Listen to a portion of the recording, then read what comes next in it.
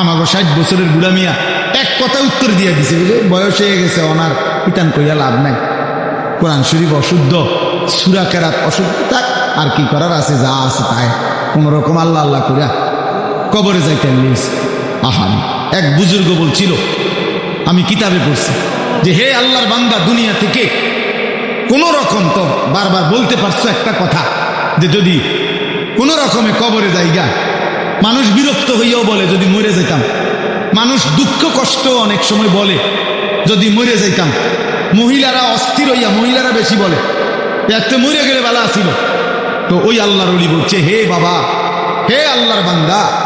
এখন তো দুনিয়ার পেরেশানির থেকে বললা কবরে গেলে ভালো হইতো,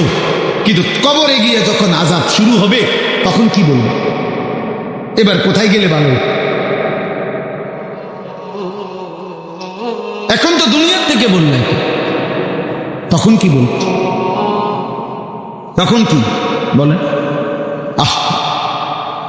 কোরআন কারীমের মধ্যে আছে, নাফরমান বারবার দুনিয়ায় ফেরত আসতে চাইবে, আল্লাহ বলবে কাল্লা, না না কখনো না রে বান্দা, কখনো